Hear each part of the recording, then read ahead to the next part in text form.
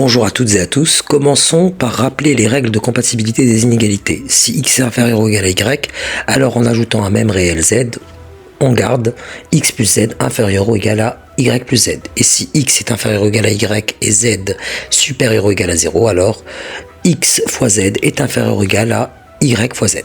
Voici maintenant les propriétés fondamentales des inégalités.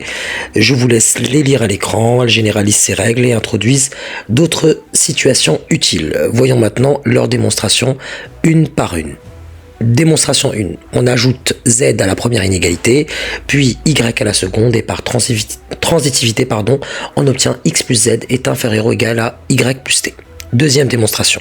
Si z est supérieur ou égal à 0, et x compris entre 0 et y, on a x fois z compris entre 0 et y fois z.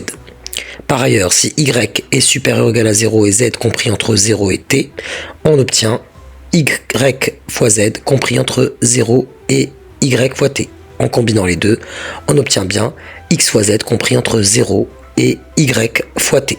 Troisième démonstration, puisque x est inférieur ou égal à y, en ajoutant moins x moins y des deux côtés, on obtient moins y inférieur ou égal à moins x. La réciproque se montre de la même façon. Démonstration 4, si z est inférieur ou égal à 0, alors moins z est supérieur ou égal à 0.